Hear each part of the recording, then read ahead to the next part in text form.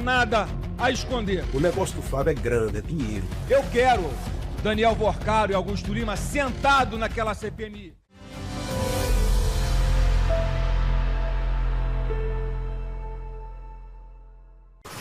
Eu não tenho nada a esconder. O negócio do Flávio é grande, é dinheiro. Eu quero Daniel Vorcaro e Augusto Lima sentado naquela CPMI. Esse é um lado. É o lado da corrupção. Acorda, gente. Não é possível. Né? O eleitor não pode ser tão cínico a ponto de não ver isso. Do outro lado está o filme do presidente Bolsonaro. Por que o filme do seu pai foi bancado pelo Vorcaro? E apesar de você ter dado liberdade, Daniel, de a gente te cobrar, eu fico sem graça de ficar te cobrando, tá? Porque tá num momento muito decisivo aqui do filme. Sim, tinha um contrato que, ao ele não pagar essas parcelas, tinha uma grande chance de o filme sequer ser veiculado. A democracia precisa sempre ter uma oposição forte. Não é essa oposição louca, não é essa polarização tóxica. O Flávio Bolsonaro, ele é uma pessoa, eu acho que até politicamente mais inteligente e que não tem o carisma do pai. Governo Lula, PT. Durante 3 décadas, um pouco mais, a família Bolsonaro embolsou a maior parte dos salários dos funcionários de gabinete. Eles ganham dinheiro com isso. Ganham dinheiro com os mandatos, ganham dinheiro com campanha de Pix, que sabe-se lá como arrecada 17 milhões, 30 milhões de reais. Muito obrigado. Dá para pagar todas as minhas contas? De rachadinha ele foi para milhões. Outra esfera de dinheiro.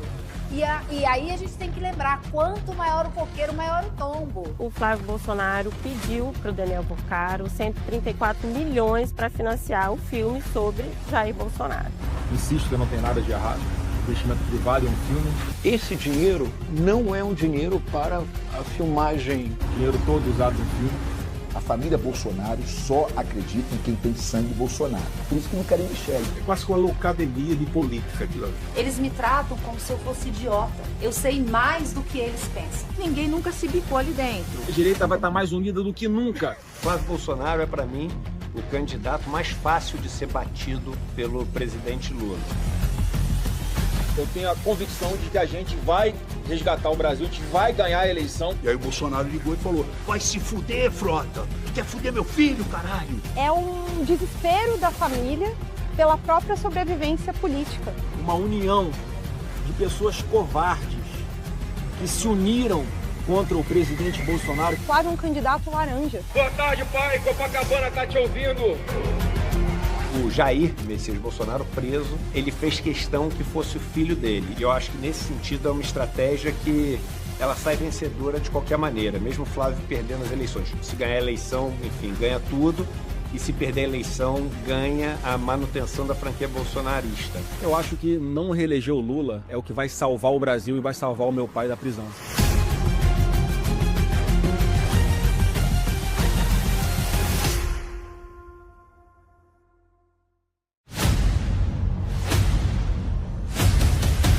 O Flávio inteiro é o calcanhar de Aquiles. O Flávio tem muitos esqueletos no armário. E nem começaram ainda a trazer à tona, porque a maior parte do Brasil não conhece o esquema da rachadinha no Rio de Janeiro. A maior parte do Brasil não sabe que o Flávio tem assessores que eram parentes de alguns dos principais personagens da milícia do Rio de Janeiro. O Flávio homenageou personagens vários ligados à milícia no Rio de Janeiro. O Flávio é uma pessoa que sempre foi muito próxima a Ciro Nogueira, a Rueda e vários outros personagens que agora estão explodindo de denúncias aí com o caso Master. No início, antes do vazamento, eu estava apreensivo que ele pudesse dar uma estirada grande. À medida que foram vazando, foi chegando as informações, etc., eu acho que quebrou bastante a pressão que eles tinham. Hoje está todo mundo apavorado com os próximos passos. Eles ficaram mais retraídos. Eu acho que o maior potencial de destruir o Bolsonaro, o Flávio Bolsonaro, nessa campanha é o caso do Master.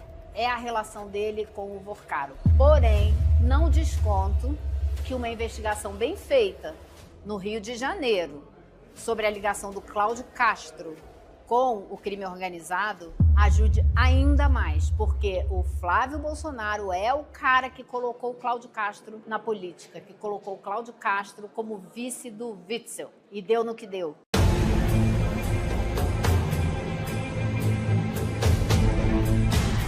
O calcanhar de Aquiles do Flávio é para todo lado, né?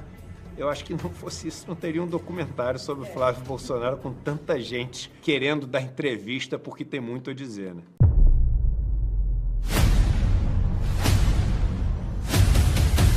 Eu sou um direitista conservador arrependido. Eu não sou um bolsonarista arrependido. Porque antes de existir o fenômeno bolsonarismo, eu já era de direita e já era conservador, e já era um cristão. Até que em 2018 surgiu esse fenômeno chamado bolsonarismo, que cooptou todos nós. Pela memória do coronel Carlos Alberto Brilhante Ustra, o pavor de Dilma Rousseff. Ou eu dormia no meu travesseiro em paz, ou eu rompia de vez com a base bolsonarista, que já não atendia às minhas demandas enquanto crença, enquanto valores. Quando eu me vi, logo após todos esses acontecimentos, eu vi um vídeo meu, esse vídeo foi muito emblemático. O Lula havia pedido à classe sindical que pressionasse os deputados, seus filhos, família, fosse na escola, encontrasse a mulher dele no shopping. Se a gente pegasse, mapeasse o endereço de cada deputado e fosse 50 pessoas na casa do deputado, não é para xingar, não, é para conversar com ele. Não venha tentar visitar minha casa, porque vai ser na bala. Estão me ouvindo? Vai ser na bala, seus vagabundos. Eu nunca tive arma, eu nunca tive revólver na minha vida, nunca dei um tiro. E eu sou pastor há 30 anos pelas Assembleias de Deus. Quando eu me vi naquele vídeo, eu senti vergonha de mim mesmo. E vi que eu estava cooptado por uma cegueira ao ponto de eu não me reconhecer como cristão, como pastor. E aí eu vi que eu estava mais parecido com Bolsonaro do que com Jesus. Jair, ele era uma personalidade fragmentada. Ao mesmo tempo ele era agradável, às vezes ele era alguém cruel, mas muito cruel. Quem primeiro caiu na real, não é que ele caiu na real, ele recebeu informação. Ele conheceu um cara que foi braço direito de Collor, assim como eu e Bebiano foi direto. E esse cara chegou para Bebiano, conheceu e disse: Bebiano, deixa eu te falar uma coisa. Eu já vivi isso que tu viveu. Quando a coisa for afunilando, você e esse cara aí vão se jogar para fora. Aí Bebiano abriu o jogo. Capitão, que ele chamou ele de capitão. Eu não estou preparado para ser deixado para trás. Não faça isso comigo. Já ia olhando assim, vocês dois estão na minha mão e eu estou na mão de vocês dois. Vamos subir a rampa junto? Porra, daquele jeito dele. Aí Bebiano ficou tranquilo, né? Bebiano disse: puxa, ufa. Aí, cara, eu já vi, eu não senti a verdade, não. Depois dessa conversa com o Bebiano, eu fui para o apartamento de Jair. Ele abriu a geladeira, calado, pegou uma garrafa com 2 copos de vinho, acho que ele tirou coragem para dizer isso. Tornou, aí disse: tu confia em mim? Claro que eu confio, né? Aí ele olhou para mim e fez: não confio não, só confio no seu pai, viu? Eu não falei para Bebiano, mas eu vi que o negócio estava errado. Houve, assim, um enlouquecimento de uma parte dessa direita que virou uma direita louca. Virou o eleitor cínico. É um cinismo tremendo você não enxergar o que é o Bolsonaro.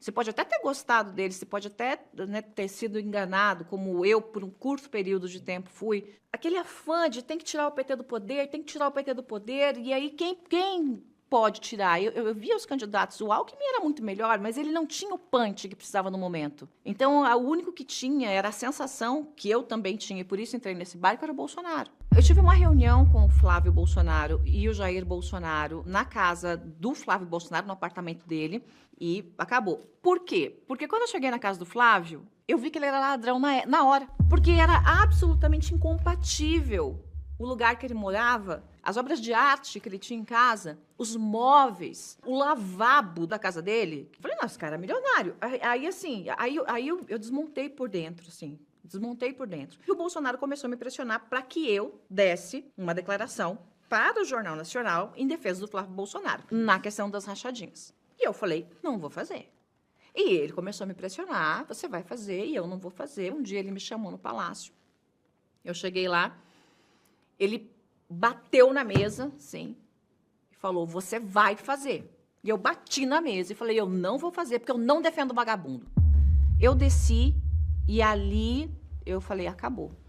Não tem como ficar. O Paulo Pimenta, ele sobe lá no lado da esquerda e começa a falar, e aí tava, o caso do Queiroz estava explodindo, estava no ápice. Não era só o Fabrício Queiroz nomeado no gabinete do Flávio Bolsonaro. Era ele, a esposa e as 2 filhas. A polícia não foi na casa, não levou para depor. Isso é um escândalo gravíssimo. Nós estamos falando da família do presidente eleito. E aí eu falei, presidente, eu quero subir aqui. Sórdidos sobem aqui para falar do Queiroz. Eu também quero o Queiroz preso. E aí? Aí na hora que eu falei isso, meu telefone tocou. Eu encerrei, peguei o telefone, era o Bolsonaro. E aí o Bolsonaro ligou e falou, tá maluco, caralho? Tá pensando o quê? Vai se fuder, Frota? Porra, cala essa matraca. Porra, tu quer fuder meu filho, caralho? E desligou o telefone. Passou assim uns 15 minutos, o Flávio foi lá na câmara e subiu aonde eu tava, chegou pra mim e fez assim, ó. Frota, papai tá puto contigo. Papai tá puto contigo. Aí chegou no meu ouvido e falou, porra, tu quer me fuder, cara? Como é que tu pede a prisão do Queiroz? Eu falei, Flávio, a gente fez a campanha juntos. Tu nunca me falou de Queiroz. Você nunca falou pra mim que essa bomba pudesse estourar. Aí ele ficou olhando pra mim e falou, ó, papai tá puto contigo, não quer falar contigo mais.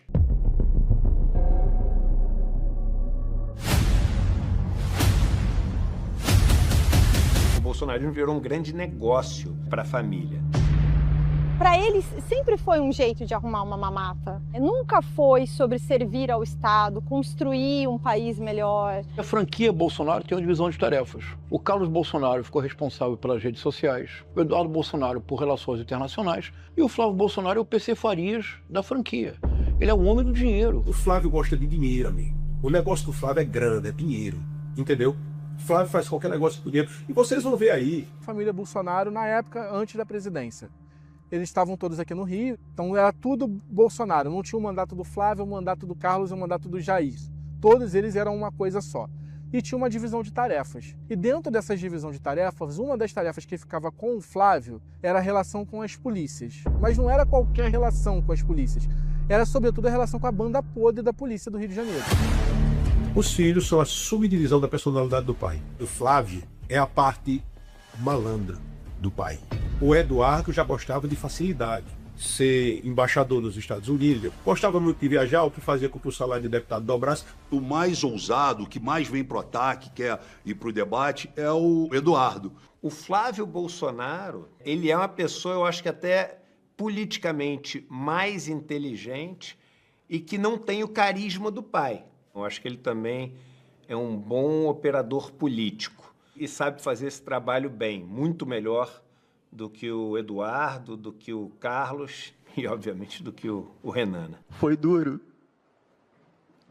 ver meu pai naquele estado. E o que parece é que o negócio dos Bolsonaro começa com as rachadinhas, evolui para influência política da família e chega no ápice criando a primeira grande franquia política do Brasil, que é a franquia do bolsonarismo. Uma franquia que tem o poder de eleger de vereadores a governadores em boa parte do Brasil.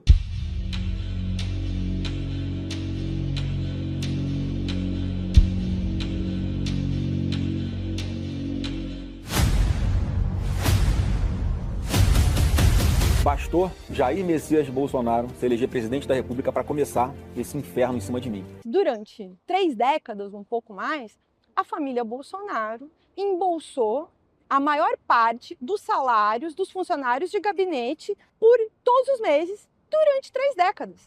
Então é muito dinheiro. Quando a gente usa essa palavra rachadinha, que é o modo como essa prática é usada aqui dentro das casas legislativas, a gente diminui um crime que é o quê? Lavagem de dinheiro, corrupção, peculato e, dependendo das circunstâncias, outros crimes. Era pelas rachadinhas, principalmente, né? Então eles ganhavam dinheiro, sobretudo, e o próprio Ministério Público mostrou, com o dinheiro dos funcionários dos gabinetes. E aí entra em cena uma pessoa que tem um nome muito conhecido, que se chama Fabrício Queiroz, que é aquele policial que foi flagrado num relatório do COAF com uma movimentação atípica de cerca de 6 milhões de reais durante alguns anos. E isso é o que dá o estopim para a gente começar a entender o esquema de devolução de dinheiro do gabinete do Flávio e dos demais. Eles combinavam percentuais, alguma coisa entre 70%, 80%, 90% dos valores dos salários tinham que ser devolvidos. Eles tinham que devolver a restituição do imposto de renda, eles tinham que devolver parte do que eles recebiam do Vale Alimentação, eles tinham que todas as verbas acessórias também tinha um percentual em cima que tinha que ser entregue. E nesse esquema, o chefe de gabinete recebe esse dinheiro de cada um desses funcionários e devolve em dinheiro vivo. E isso volta às mãos da família Bolsonaro, no caso do senador Flávio Bolsonaro, por meio do dinheiro em espécie entregue. E aí é lavado com pagamento de despesas pessoais, impostos, IPTU, IPVA, plano de saúde, boleto das escolas das filhas e, claro, imóveis. Essa estrutura das rachadinhas, ela existiu. E era um problema estrutural ali da família, não é? Até porque o Queiroz nunca foi um homem do Flávio Bolsonaro, ele era um homem de confiança do ex-presidente Bolsonaro e ele operava nos gabinetes dos filhos como o olho do pai. De tal forma que eu não posso acreditar que este foi um erro ligado apenas ao hoje senador Flávio Bolsonaro, na época deputado. Eu acredito que, na verdade, era um esquema familiar. Os 51 imóveis da família Bolsonaro comprados com algum dinheiro em espécie. E dos que mais tiveram compras de imóveis com dinheiro vivo está Flávio Bolsonaro. E pelo que ficou registrado da quebra de sigilo bancária dele, pelo menos 3 milhões de reais em cash andou pelas mãos do próprio senador. Foi o que a investigação do Ministério Público do Rio de Janeiro demonstrou ao investigar ele por organização criminosa, lavagem de dinheiro e peculato, e apontou um desvio de cerca de 6 milhões de reais em 2020, quando ele foi denunciado. A rachadinha saiu caríssimo, porque a gente não sabe qual o preço que foi pago para o sistema sentar em cima do processo. Nunca iniciou processo criminal contra mim. Ele não foi julgado pela denúncia porque eles deram um jeito de derrubar provas do caso. Mas não é como se o Flávio fosse inocente, que é o discurso que ele quer fazer.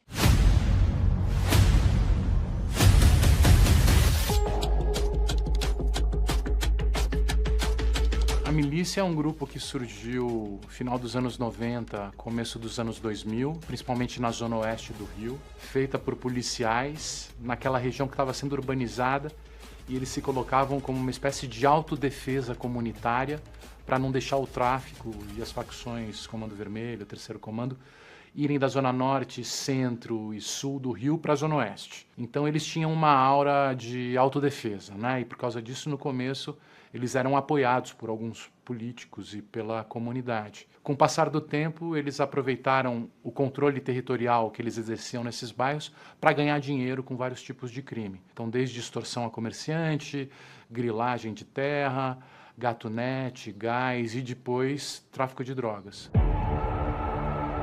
Fabrício Queiroz, que é um praça da região do 18º Batalhão, que começa a articular esse esquema para o Flávio Bolsonaro.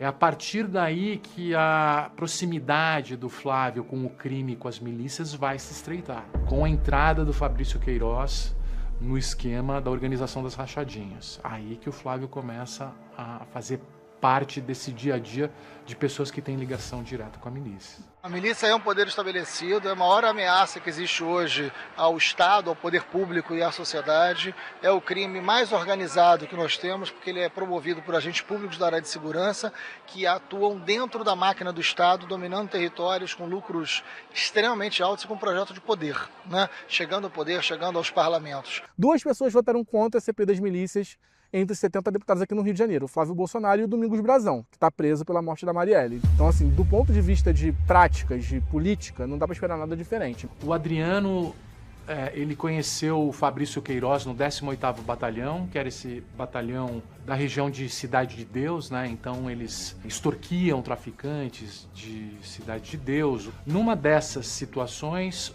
uma pessoa morre e o Fabrício e o Adriano estão juntos no crime, e aí o Adriano é tirado do 18º Batalhão em decorrência dessa situação e vai para um outro batalhão na região de Parada de Lucas e Vigário Geral, que ele é acusado de matar uma testemunha que era vítima de extorsão do batalhão que ele comandava. E aí, por causa dessa acusação, ele é preso. E nesse período ele vai pedir ajuda para o Fabrício, que tem proximidade com o Flávio e com o Jair, que vai no Congresso e faz um discurso em defesa do Adriano da Nóbrega, fala que é um herói da polícia. Depois o Flávio vai lá e entrega a medalha para ele no presídio Tiradentes e tal. E com o passar do tempo, a família do Adriano Magalhães da Nóbrega passa a entrar no gabinete do Flávio, fazendo parte do esquema de rachadinha deles, né? E eu, como conhecia a história, sabia que eles estavam sendo injustiçados, eu, para marcar a posição, em homenagem ao grande policial que ele sempre foi, eu dei uma medalha de Tiradentes para ele dentro do presídio, dentro do BEP, Batalhão Especial Prisional, lá em Benfica. O Flávio e o Carlos juntos homenagearam pelo menos 16 policiais envolvidos em denúncias de organização criminosa, peculato, violência, uma série de crimes. E eram com esses policiais que o Flávio se relacionava. Então, assim, uma das funções que ele tinha dentro da família era essas relações com esse tipo de policial. E não à toa, até hoje, o Flávio tem um apoio maciço nas polícias do Rio, sobretudo na Polícia Militar, né? Eu acho muito perigoso alguém chegar à presidência da República sem explicar realmente as suas ligações ou não com grupos faccionados como a milícia no Rio de Janeiro. Muito perigoso. Esse é o grande perigo que eu vejo na possibilidade do Flávio Bolsonaro ser eleito presidente, por exemplo, e dessa família voltar ao poder, porque a gente vai ter narco-governo. A gente vai ter realmente a política, a estrutura do Estado sendo sequestrada pelo crime organizado. E aí a loja de chocolate também, mesma coisa. É uma loja que é aberta em 2015. E quando ela é investigada, porque também teve quebra de sigilo da loja, tem mais de 2 milhões de reais que não se justificam entre o caixa da empresa, o relatório de vendas. O Flávio também mentiu sobre os valores da própria compra desse negócio. No papel era 200 mil reais, não sei o quê. Ao investigar, se descobre que foi pelo menos 800 mil. É muito dinheiro que ronda sempre essas negociações do Flávio Bolsonaro, sem que ele dê qualquer transparência ou explicação. O jeito mais fácil de você lavar dinheiro é em loja, posto de gasolina, restaurante, porque você pode emitir uma nota que você vendeu um vinho num restaurante, por exemplo, de 10 mil reais, você não vendeu nada.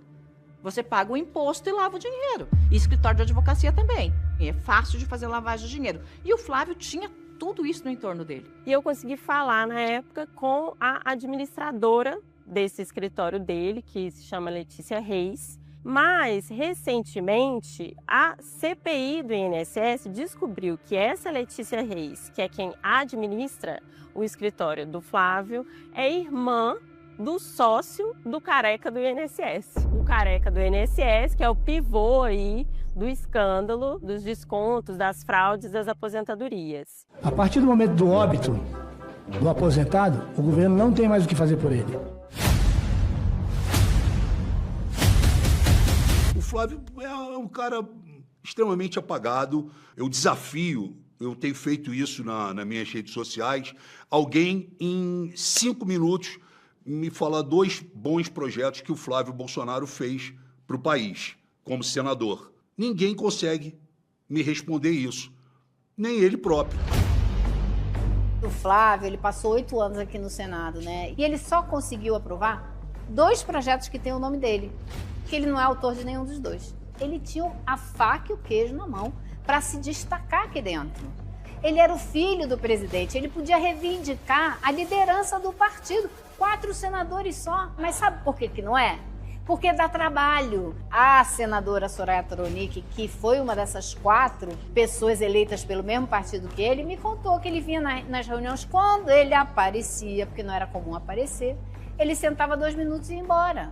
Então ele é conhecido como um medroso, como um cara que não se coloca, que não é um articulador, ou seja, é um 0-1 à esquerda.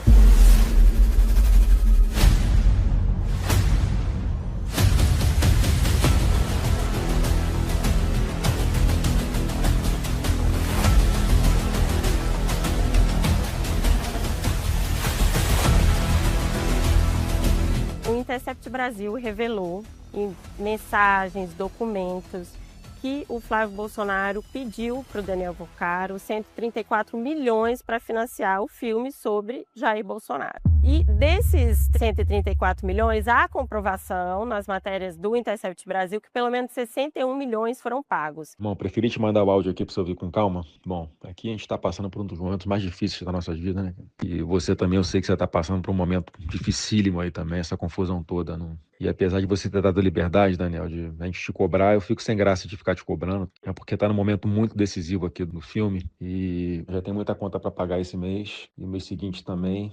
E agora que é a reta final, que a gente não pode vacilar, não pode não honrar com os compromissos aqui, porque senão a gente perde tudo, cara. Desculpa o áudio longo aí, tá? Um abração, fica com Deus, cara. E as mensagens são reveladoras porque elas mostram uma relação de proximidade. Não são conversas de um senador que pede para um empresário um patrocínio. O filme do presidente Bolsonaro recebeu investimento privado. E ele foi lá visitar o cara na casa dele. Diz o Flávio, que ninguém acredita, nem os correligionários dele, que foi lá para botar um ponto final na história do filme. Claro que não, você bota um ponto final na história do filme dizendo pro seu advogado, liga para ele, diz que acabou, que não dá. Eu estive com ele mais uma vez após esse evento, quando ele passou a usar o monitoramento eletrônico, ele não podia sair da cidade de São Paulo. Eu fui sim ao encontro dele para botar um ponto final nessa história. Dizer que se ele tivesse me avisado que a situação era grave como essa, eu já teria ido atrás de outro investidor há muito mais tempo e o filme não correria risco. O cara acabou de sair da prisão, tá com tornozeleira, você vai lançar sua candidatura amanhã, o que você pode ter ido combinar ou negociar com essa pessoa? Que inclusive está sendo cotada para fechar uma delação premiada. Eu não quero especular, eu não estava lá, não era uma mosquinha na sala, mas eu acho que todo mundo consegue puxar o fio da meada e imaginar o que pode ter sido conversado, né? E eu acho que o caso Master, ele exemplifica muito bem o que é essa mistura do público, do privado, da política, dos interesses políticos. E ele mente uma vez ao dizer que não era verdade, achando que os jornalistas não tinham como comprovar. Senador, por que o filme do seu pai foi bancado pelo Vocaro? Mentira, não é isso. É que a gente está fazendo uma reportagem que mostra uma mensagem do senhor pedindo dinheiro para o Vocaro. Bom trabalho, militante. Seria importante ter sua posição, senador. Mas aí depois começa a tropeçar, porque daí diz que é um filme privado, com dinheiro privado, mas não é bem assim, porque tem dinheiro do Rio Previdência, no tal do Banco Master, que deu um calote bilionário nas pessoas. Toda essa história que está sendo veiculada agora, nada mais é do que um filho procurando investidores privados para fazer um filme privado sobre a história do seu próprio pai. Era dinheiro da Previdência do Rio, era dinheiro da Previdência do Amapá, dinheiro da Previdência de Maceió, de várias prefeituras do interior de São Paulo. Então não era dinheiro privado porcaria nenhuma, é dinheiro público. Só do Rio de Janeiro, do governo do amigo do Flávio Bolsonaro, Cláudio Castro, ele pegou mais de 3 bilhões de reais e meteu naquele fundo lá do Master. Caramba, que dinheiro privado é esse? Dinheiro de aposentado, dinheiro de pensionista. E um esquema claro, né? O filme foi usado para lavagem de dinheiro. É isso. Ponto. E o Flávio era um dos brinquedinhos do Vorcaro, como ele tinha outros brinquedinhos na esquerda e na direita. Então você pergunta, se o cara que está botando ali 134 milhões no filme não vai ter retorno financeiro e não quer que a marca dele seja exibida e ninguém saiba que ele está colocando o dinheiro ali, qual é a contrapartida? E aí me parece óbvio, né? A contrapartida é uma contrapartida política. E não é à toa que durante o governo do pai do Flávio Bolsonaro, do Jair Messias Bolsonaro, você tem o período onde o Vorcaro conseguiu construir o seu império, o seu grande golpe em milhões de investidores. Isso desde que ele foi atrás do Vorcaro, que aquilo ali não é pedido de patrocínio, é cobrança. Ele cita o filme para justificar a cobrança. Aí ele estava querendo dinheiro mesmo. Eles são ladrões, batedor de carteira amadores. Aquela família é uma quadrilha amadora. É quase que uma loucademia de política aquilo ali. A produtora emitiu uma nota oficial dizendo: não há um centavo sequer do Banco Master no filme. Onde estão, portanto, os 61 milhões de reais? Agora nós sabemos. Estão num fundo no Texas. O fundo é administrado por quem? Por um advogado. Foi esse fundo nos Estados Unidos que recebeu. O fundo criado para ele, é um fundo específico para receber investimentos para uma produção cultural, para um filme. O Paulo Calixto é esse advogado de imigração do Eduardo Bolsonaro e ele que administra o fundo, no nome dele, né, de empresa dele, que está esse fundo que recebeu o dinheiro do Daniel Vorcaro, que supostamente iria para o filme. E há também investigações, a Polícia Federal investiga se esse dinheiro pode estar sendo usado para bancar Eduardo Bolsonaro nos Estados Unidos.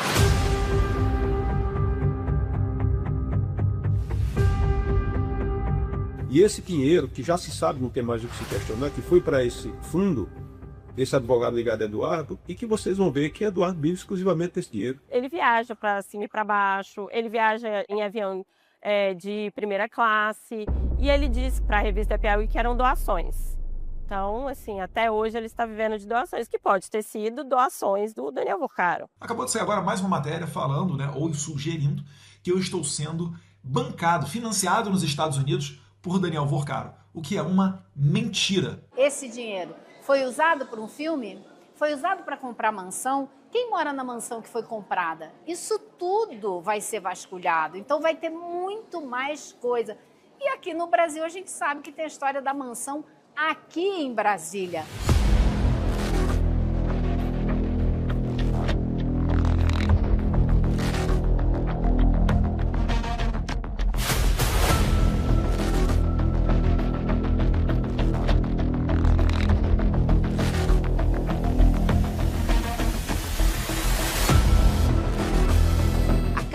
É uma mansão por baixo 10 milhões de reais, por baixo. E foi pago em parte com dinheiro em mala, porque eu sei, eu tenho fontes que me disseram à época, foi pago com mala de dinheiro, dinheiro vivo. Antes mesmo do escândalo do Master envolver o Flávio Bolsonaro, já tinha aparecido o Ciro Nogueira no escândalo do Master, que já respingou na candidatura do Flávio. Porque o Ciro foi ministro da Casa Civil do governo de Jair Bolsonaro e era um possível candidato a vice. Então você tem o dono do Centrão, que é o Ciro. Não tem como você receber uma mesada de 300 mil por mês de um banqueiro que está mais enrolado do que qualquer outra coisa e você não ser preso. Você tem o Jacques Wagner. E, gente, dá uma esticada aí que vai dar muita coisa. A trilha do dinheiro, o caminho do dinheiro tem que ser muito bem seguido, muito bem pesquisado, porque é aí que caiu o Al Capone, não é? Logo que o Flávio foi escolhido para ser o candidato, uma das coisas que perguntaram para ele lá dentro do PL, os dirigentes do PL, foi justamente se tinha alguma coisa para se preocupar do Flávio ter alguma relação, algum pagamento, alguma coisa com o Daniel Vorcaro ou o caso do Master, porque justamente o bolsonarismo estava num momento de fritar o ministro Alexandre de Moraes por causa do contrato da mulher do ministro Alexandre de Moraes com o Daniel Vorcaro no valor de 129 milhões. E o Flávio mentiu para o pessoal do PL, dizendo que não tinha nada. Porque ninguém sabia, então ele estava escondendo dos colegas de partido dele toda essa história. Aí foi dar uma entrevista na CNN, avisando que muito possivelmente vem mais por aí.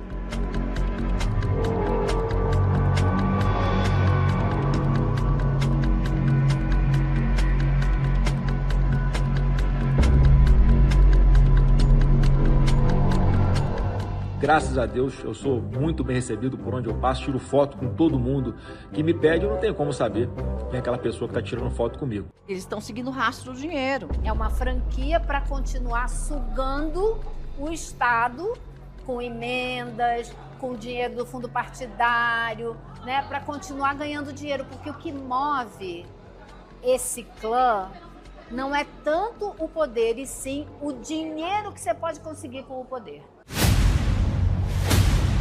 Quase tudo. A verdade está aqui, para quem quiser ver. Isso foi uma pancada na campanha do Flávio, ninguém esperava. Tanto que ele foi para as redes sociais, já pedir desculpas. Eu sou casado há 16 anos, pai de 2 filhas maravilhosas, nunca desrespeitei, maltratei ou humilhei uma mulher na minha vida. Eu jamais faria isso com a esposa do meu próprio pai. Em nenhum momento eu ofendi ou tive a intenção de ofender a Michelle. Se eu fiz em algum momento, mais uma vez, eu peço desculpas. Mas isso é só da porta para fora. Porque da porta para dentro continua a guerra. É extremamente bélica a relação dos filhos do Bolsonaro com a Michelle Bolsonaro. E o Jair Bolsonaro, será que ele sabia? A família Bolsonaro não confia nem na Michelle, porque a própria família, inclusive o Jair, não a vê como uma Bolsonaro. É mulher do pai, que pode ser descartada ou se tornar um problema amanhã. A família Bolsonaro só acredita em quem tem sangue Bolsonaro. Por isso que não querem Michelle, porque ela não tem sangue Bolsonaro. Eles acham que todo mundo trai.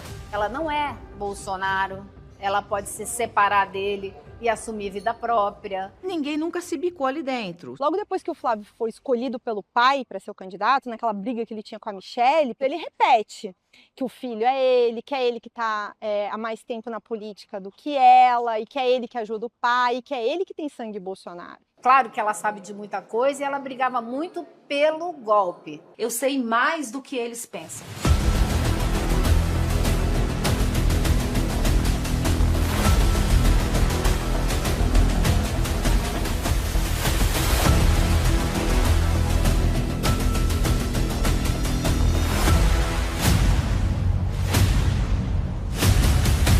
Pegar um cara que não fez nada de errado, um cara correto, honesto, e tratar desse jeito como se fosse um marginal. Os crimes aí que ele foi condenado agora foi um grande teatro que o Alexandre de Moraes armou pra cima dele. Se o Flávio Bolsonaro for eleito presidente na República, quem vai sentar na cadeira é o Jair Bolsonaro. O Flávio é um candidato laranja. O momento é de arregaçar as mangas, deixarmos de lado as possíveis diferenças e cada um se empenhar pelo nosso pré-candidato à presidência, Flávio Bolsonaro. Meu pré-candidato, meu porta-voz, assina Jair Bolsonaro. É um candidato que está sendo colocado para salvar a pele do pai. É um desespero da família pela própria sobrevivência política. Ele é uma marionete do pai. Ele é um candidato laranja de Jair Bolsonaro. Ele não tem nenhuma experiência concreta no executivo, nunca teve nenhum cargo no executivo. Toda vez que é pressionado publicamente, ele fica tenso, nervoso, não responde ou até desmaia, como já vimos quando ele foi candidato a prefeito aqui no Rio de Janeiro. De que forma o senhor pretende trabalhar em conjunto com os outros municípios da área metropolitana? Tá passando mal. Tá passando mal. Por favor. Não dá para continuar. Tá passando mal. Os assessores podem, por favor. Ele tá passando mal, por favor. E ele foi embora, porque não conseguiu voltar pro debate. Saiu todo sujo, todo borrado. Amarelou mesmo.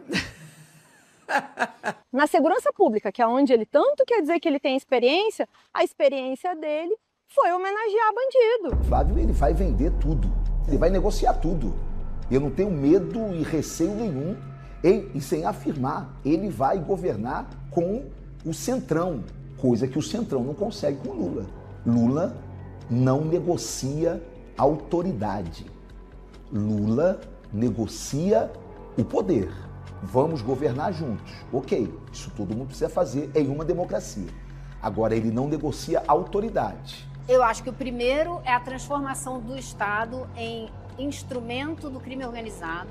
O segundo é a destruição completa do Estado como veículo de promoção de bem-estar mínimo, ou seja, é o fim de SUS, é o fim da educação pública, né? É o fim de investimento para gerir crescimento. Tudo isso que a gente sonha que o Brasil precisa ter para um futuro melhor é a destruição disso tudo, somado ao tráfico, ao crime organizado tomando conta do aparelho do Estado. Mas o Flávio Bolsonaro, quando foi no CPAC, ele disse com todas as palavras: o Brasil é estratégico para o futuro dos Estados Unidos. Ô Flávio, você não tem senso de ridículo não? Que rebolada é essa, cara?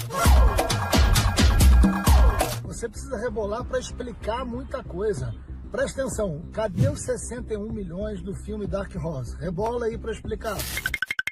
Ciro Nogueira, né? Mesada do Vorcaro, seu irmão lá do filme. E aí, rebola mais aí, mas rebola e explica. Flávio Bolsonaro é, para mim, o candidato mais fácil de ser batido pelo presidente Lula. Entre vários outros nomes, inclusive o nome do Tarcísio, que eu acho que seria uma disputa muito mais difícil para o presidente Lula, o Jair Messias Bolsonaro, preso, ele fez questão que fosse o filho dele. E o motivo, para mim, é a manutenção do poder do negócio dessa franquia bolsonarismo.